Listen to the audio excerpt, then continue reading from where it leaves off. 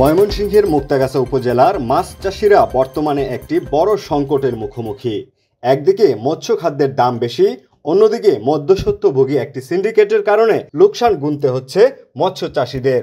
মাছ চাষি এম একরামুল আলম জুয়েল জানান, 2 বছর যাবৎ মাছের খাবারের দাম এবং মাছের বিক্রয় মূল্যের মধ্যে কোনো মিল নেই, যার ফলে তাদেরকে বিপুল পরিমাণ লোকসান গুনতে হচ্ছে।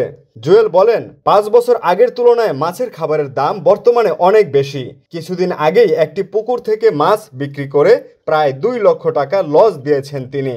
আমার পুকুর 4টা, 2 বছর যাবৎ মাছের খাবারের সাথে মাছের বাজারের কোনো মিল নাই। যদি খাবার খাওয়ায় 70 টাকা, মাছের বাজার 50 টাকা।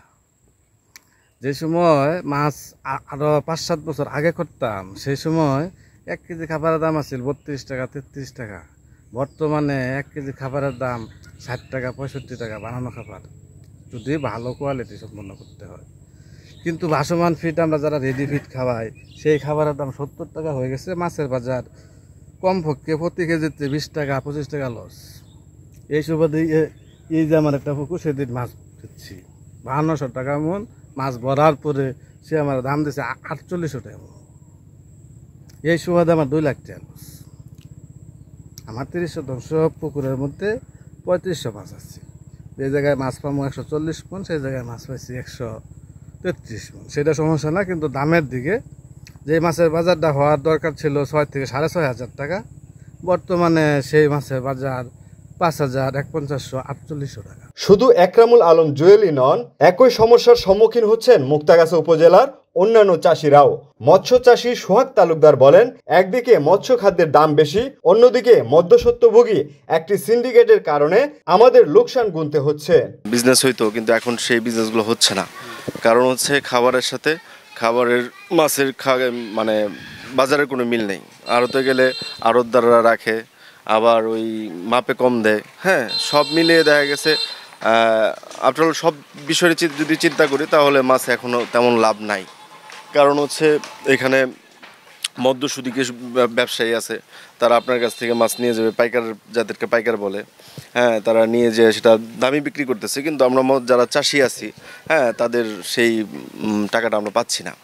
মুক্তাগাছা উপজেলার সহকারী মৎস্য কর্মকর্তা নাহিদা পারভিন খানম জানিয়েছেন, 2024 থেকে 25 অর্থ বছরে উৎপাদনের লক্ষ্যমাত্রা নির্ধারণ করা হয়েছে 37,783.70 মেট্রিক টন।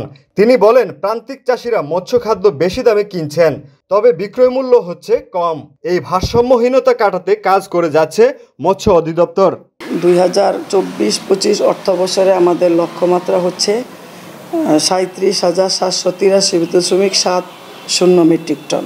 মাছের উৎপাদনের লক্ষ্যমাত্রা ঠিক আছে, উৎপাদন হয়, কিন্তু চাষিরা সেভাবে মাছের দাম পায় না। এটার একটা বড় সমস্যা হচ্ছে যে আমাদের মৎস্য খাদ্যের দাম বেশি, আর হচ্ছে তুলনামূলকভাবে বাজারে খাদ্যের দামের সঙ্গে সঙ্গতি রেখে উৎপাদন দামটা কম পায় প্রান্তিক মানে পর্যায়ে, গ্রাম পর্যায়ে চাষিরা। আসলে যে খাদ্যদ্রব্যের দাম কমানোর ব্যাপারে আমাদের ডিপার্টমেন্ট এটা কমানোর ব্যাপারে বিভিন্ন সময় বিভিন্ন উদ্যোগ কার্যক্রম চলছে।